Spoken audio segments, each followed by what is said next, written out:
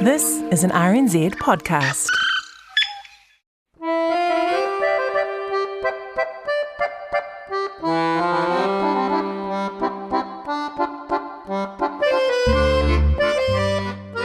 Bonjour, mes amis, je m'appelle Ben Strang. I'm the host of RNZ's Paris Essentials podcast, Le Pod de Triomphe, the Victory podcast, again today. 3 gold medals overnight. Firstly, Dame Lisa Carrington won the K1 500 metre race in the canoe sprinting. This is her 3rd gold medal of the Games and her 8th overall in Olympic Games, drawing her level with Usain Bolt for 8th all time.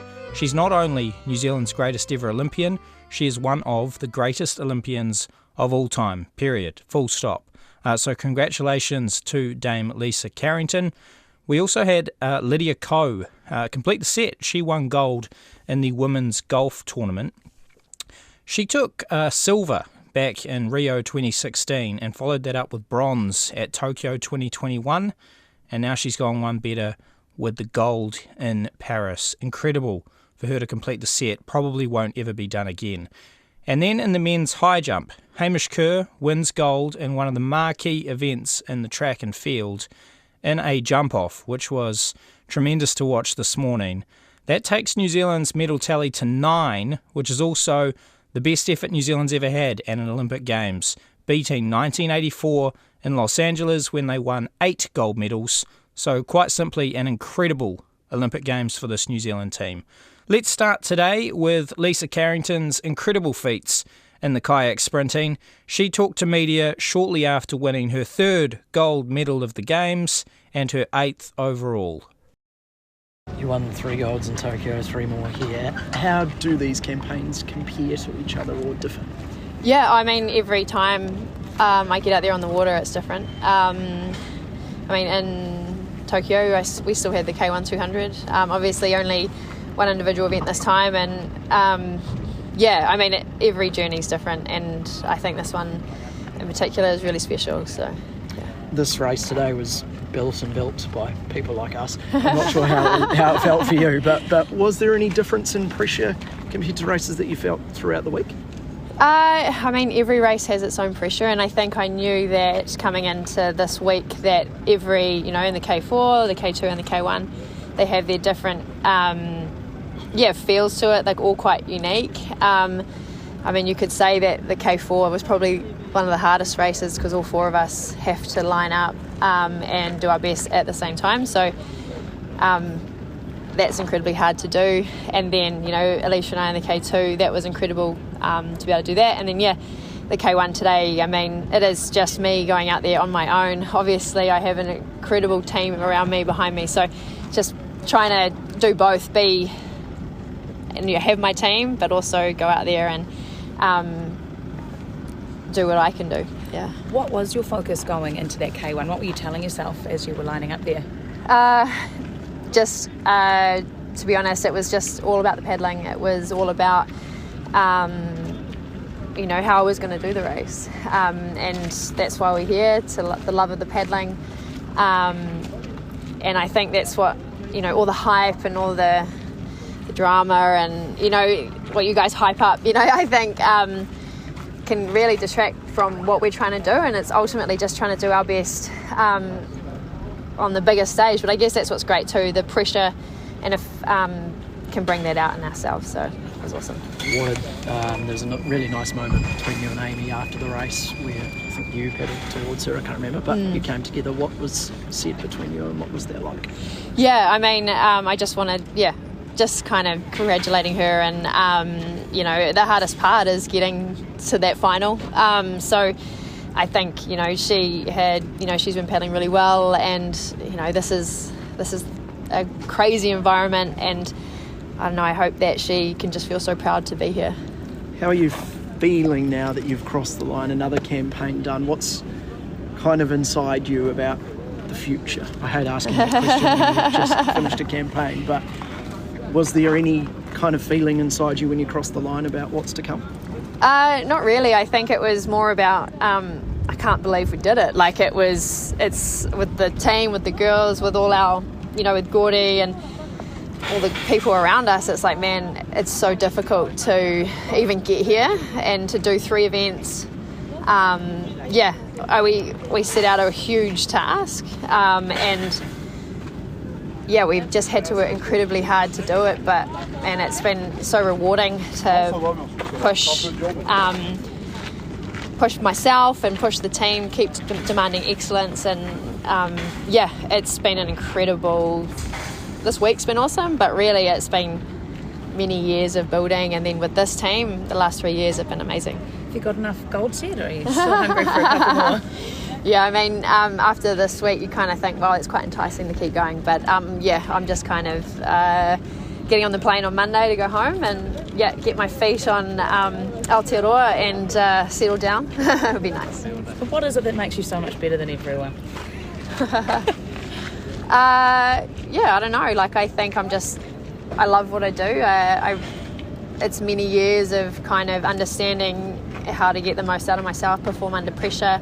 But I've also got a huge, an amazing team behind me that kind of steer me in the direction that I need to. And the support from, the girls, the teammates, the constant, I guess that's the gift of the Olympics. It's like the constant striving to grow and change. So it's been awesome. Did today's race go like you thought it would? Tamara really put the hammer down on you and tried to make you suffer and kind of conk out, but you had this surge that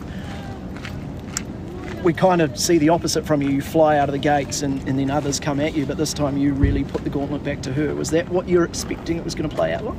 Yeah, I mean, we all, to be honest, it's about having the best strategy for where I'm at, and I think, I guess you may not always see what I'm trying to do, and every race I have is to build on the next one. So I mean, this was the race. So what I did today was exactly what I'd planned to do. So I mean, it's just about getting from the start line to the finish line in the best shape possible and use all my physiology, all the training I've been leaning on. So yeah. And that was Dame Lisa Carrington talking to media after her 3rd gold medal of the Games and her 8th gold medal overall. How exciting is it to hear her say that at the moment she's thinking, why not go again? Imagine if she turns up in LA 2028 and can add to this gold medal list. She's already 8th all-time for gold medals at the Olympics. Imagine if she can go higher. She is undoubtedly one of New Zealand's greatest ever athletes, maybe the greatest ever athletes. I would find it hard to argue against that point. And what's higher than a damehood? I mean, what next for Dame Lisa Carrington? Do we make her queen? She deserves something, doesn't she? So congratulations, Dame Lisa. Also, future Dame, surely, Lydia Ko. She was tremendous in the women's golf tournament. The whole way through, she looked in good nick. She was even par after the first round, but then her second and third rounds were superb, and she just held her nerve in the final rounds to claim the victory, to complete the set. She now has a gold, a silver, and a bronze at the Olympic Games. Tremendous performance. Here she is talking to the media afterwards. Gold medalist, you've got the hat-trick, and you're in the Golf Hall of Fame. How's that feeling? How's that sounding? Too much at once. No, I really wanted to do well here this week because internally I knew that this is my last Olympics. I just didn't want to go publicly saying it and make it like a bigger deal. And having this opportunity going into today, tied for the lead, I knew this was literally a once-in-a-lifetime opportunity, so I didn't want to let that chance go. But at the same time, all I could do is put my 100% in, and if it goes my way, that's great. So yeah, it's a dream come true, story tale kind of ending. I wanted to get in the Hall of Fame. It was never really a goal of mine, but when that came and that chance came, I was like, okay, then I feel like it's something that I've got to move towards too. And for it to happen after winning the gold medal, I can't believe it, honestly. You had a couple of wobbles. The emotions came out, there actually when you realised what you'd achieved.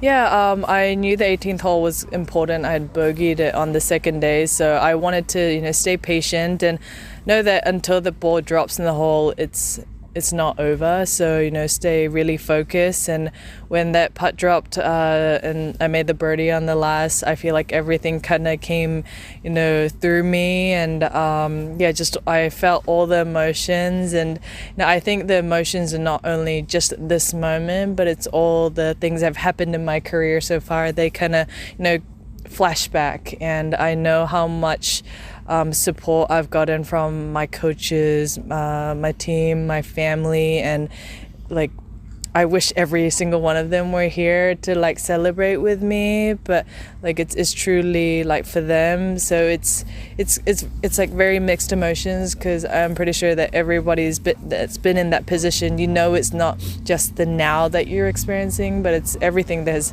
happened in the past too. You had a couple of wobbles out there, ball in the water. What did you say to yourself in those moments to keep calm and end up bringing home that gold?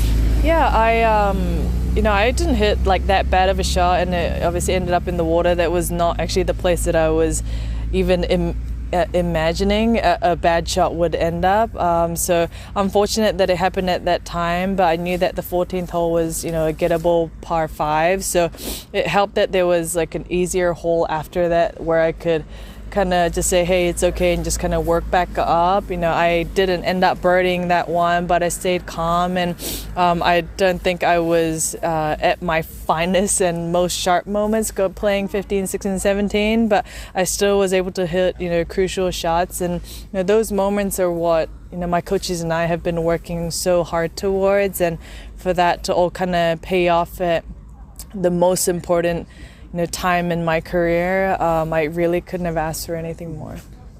And just on your career, you've an absolutely stellar career, as you say, and then where does today's moment stack in that achievement? Yeah, each and every win is special in its own way. My bronze and silver medal are a win for me, and so it's hard to kind of compare it. Obviously, right now I'm enjoying this feeling, being a gold medalist. So this seems like the highest, but if I went through some of the other moments, I'm sure at that point that felt like my career high. This is obviously special because this enabled me to get into the Hall of Fame as well. So yeah, it's pretty crazy, but for now this is definitely a career highlight. Yeah. And you talked about Simone Biles giving you inspiration in the days that have gone by. Were you also taking inspiration from her today? Yeah, I wrote a lot of the quotes, the things that she was saying through my yardage book, almost one on every hole, and I actually watched a few of her highlights from this Olympics because I wanted to see what she had gone through and what she's now accomplished after having the twisties. And I think she's such a big inspiration, and I've never really grown up watching a lot of gymnastics, and I got to see her and I realized wow, what an unbelievable athlete she is, and for her to share her story like that, I honestly took a lot of motivation from that. What was the key moment from today? Do you think you had a stellar putt on, I think, hole 7, about 14 metres, and then again, hole 8, you had an amazing drive. Was there a particular moment that you thought, this could be it, this is it? I made actually a really crucial par save on number 5, and I hit it in the rough, and I played smart and hit a great wedge shot to 3 feet and made par. And I think that was important because I made 2 good up and downs on 4 and 5 to kind of say even par for the day, and then making that long birdie putt on 7, it was a little bit of an extra bonus, so that kind of got my day going. And sometimes when you don't make that many birdies, you're just scrambling around, it puts a lot of pressure. But I think for the most part, after that, I was able to keep calm and put myself in good positions, and I think that was the key for today. So you're just heading off to Scotland, obviously. Do you get a chance to celebrate? I don't drink, so there won't be any drinking involved, but I have my caddy Paul and my sister and Greg, who's a high performance manager of Golf New Zealand, so I'm surrounded by great people, and try and get through some of these texts and reply to the immense amount of support that I've been getting. And that was Lydia Carrington, gold medalist in the women's golf tournament. Tremendous effort from her. She's now in the Golf Hall of Fame, which is quite incredible, but she says she won't be back at the next Olympics. It would not surprise me if we see Lydia Ko retire fairly soon from the game. She's clocked the game. She's clocked golf. Perhaps we should enjoy watching her while we can, because I don't think she'll keep playing that much longer, even though she's 27. Only 27. Incredible. So well done to Lydia Ko, and also well done to Hamish Kerr. He has backed up his number 1 world ranking in the men's high jump and taken the gold medal in a stunning jump-off this morning for the gold. Here he is in his press conference after. Shelby and Hamish, talk about that jump off. It was exciting for the fans in the stadium. I'm sure it was exciting, might not be the word you would use first, probably anxious, but can you talk about what that felt like for you? Overall, great competition. Let's start with that, man. Great competitors in the field of high jump. The jump off was impressive. I mean, I think that's what we both expected. I feel like it was a little more meaning behind it for Barsham and Tambiri back in 2020. So who doesn't want to defend the gold and represent that country? And so I feel like we both stood on business. He came out on top, and I got the silver, and so congrats to him. Yeah, I mean, it was an amazing thing to be a part of. Being in Tokyo and seeing Barsham and Tambiri share theirs was such a special moment. But I think that, as competitors and as people who want to continue the sport's history and legacy, both me and Shelby decided that it would be cool to see what happens if we actually try to play it out. So that's what we did. And yeah, it was an amazing competition, and I'm pretty happy that it ended when it did, because we were getting pretty tired. But at the same time, yeah, it was just such a special moment. And I'm sure you're really tired now, so we'll move fairly quickly. But Hamish, you've talked a lot about your mental strength and your mental toughness and how you want that to catch up with your technique. I know you switched coaches for this cycle. You made a lot of changes. Can you talk about what this past year has been like for you leading up to this gold? Yeah, I think, it's been frustrating the last few years. I've known that I was one of the best in the world, but, I would be sitting at home when the final happened, when the big boys came out to play. I couldn't roll with them. So, that was one of the big things this year was when those medal moments are happening and when those really, really tough situations are occurring, how do you get up for that? And that's something that we've really worked really hard as a team. And I've proved myself again and again now this year that I've got it when I need it. I've done a number of pretty decent third attempts, World Indoors, and a couple of Dame League wins as well with third attempts. So yeah, to come here, I knew that I had the confidence that if I really needed to dig deep, it would come. Mutaz, when you understood that it was going to go, that they were tied, were you rooting for them to go to a jump off, or were you rooting for them to split gold? No, come on. It would be like, for us, and I tell them, we are sport people. We are, how to say it, we are very greedy, and that's how it's supposed to be. We all champions. If you are a champion, you need to be the best. Everybody want to be the best. We all greedy, and that's the mentality and that's the spirit you should have. What happened between me and Tamberi, it was a story behind that. Roll down from a surgery room just to look at the professor or the doctor and tell you should be happy if you can walk. Don't even think about jumping again. Spend some time with your family. So I came from a very dark place, and I know he's been having similar issues. And overcoming all these obstacles that literally for me, like after 2018, for the next at least 2 years, it was really hell. Like if I try to jog, I'm gonna go to the doctor later. So imagine you're at the top of the world at a few seconds, and a few seconds later, like your whole dream or what you love to do the most is cherished, like it's gone, and you're literally being told by everyone it's not gonna happen. But you still determined, you still put on the work, you still show up, and you still make it happen. And I know he did the same. Imagine the struggle, the mental struggle, the physical struggle. There's so many people. Like for me, I couldn't sleep at night for many days because I know there's a lot of people that believe in me. I can't let these people down. So coming from that dark place, to be able to beat everyone at the Olympic final, plus COVID, that's also another story. And I know he did the same. So when I look and I see everyone done, but the people that been really injured and told, stop, you're not gonna do it again. For me, I deserve nothing but gold, and I know he had the same struggle. So it was that core that made us do this decision. And immediately after that decision, I told him, it will never happen again. I don't care if I don't go home with no medals. 'Cause we are champions. We're going to fight. And they did the right things. You know, they stood up by their grounds. They proved they're both champions, and they took it there. So that's the way it is. It's a sport, you know. You need to be greedy. Gotta be. Everybody want to be the best. Max. So you have 3 Olympics to get me. Last question. Bashim told that like you guys watched him when you're high school, college, junior high school, I don't know. How you think about him, like as a human being and also athlete, and he's a great person. What do you think? You don't have to be nice. You can say I hate him. I hate Basham. Exactly. He just keeps jumping and jumping and jumping. No, like you said, I was in high school. I had my phone under my desk. I was watching him rather than studying. And you know, for me, Basham has always been the greatest high jumper that the world has ever seen. You know, he doesn't hold the world record, but at the same time, the longevity he's had, the number of years that he's had right at the top of the sport is so hard to do. And I think that for that, he's always been such a huge motivator for me. He's always been the high jumper that I think of when I think of great high jumpers. And so yeah, it's quite surreal to be up here with him and being allowed to have a platform where I can tell him that, because he's an awesome guy.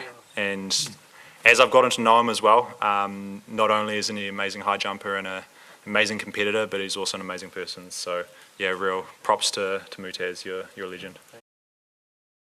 And that was Hamish Kerr, gold medalist in the men's high jump. So as I say, New Zealand now has 9 gold medals at these Olympic Games, beating the effort of the Los Angeles Olympics in 1984 when New Zealand won 8 gold medals.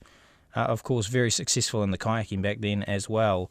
But yeah, quite simply an incredible performance from the New Zealand team. They might not beat the overall medal tally that they had in Tokyo, but the number of winners has been remarkable. I just want one more overnight is what I'm hoping for, so that we can beat those Canadians, those cheating Canadians from the football. We're tied on 9 gold medals each, but Canada is above us on securing some more other medals. But come on, let's beat Canada. We have a couple of opportunities in the athletics. The women's marathon, Camille French, is at 6 p.m. In the track cycling, the women's Omnium with Ali Wollaston starts at 9 p.m. New Zealand time. It will wrap up by about midnight. This is the one with the scratch race, the tempo, the elimination race, and then the points race over a couple of hours. The women's sprint, Elise Andrews is a good chance at a medal here. Hopefully she can add to her tally from these games. She already has a silver and a gold. Imagine if she can add to that. She is in the semi-finals. Race 1 is at 9:22 p.m. If she does make the final, that will be at 11:44 p.m. She is a strong medal contender. Let's hope for the best with that. But it's a pretty quiet night, because then the closing ceremony of the games starts at 7 a.m. on Monday morning. So make sure you watch that. It'll be a spectacle again, I imagine, and it will undoubtedly throw forward to the next games in Los Angeles in 2028. We're expecting some Hollywood theatrics in this closing ceremony, so definitely stand by and watch that one. Thank you so much for joining us on the podcast today. We will be back with one final podcast tomorrow. We've dropped them every day to le jour during the games at 11 a.m, so make sure you tune in for that last one on Monday at 11 a.m. as well. You can get us wherever you get your podcasts. Until tomorrow, Adaman, au revoir.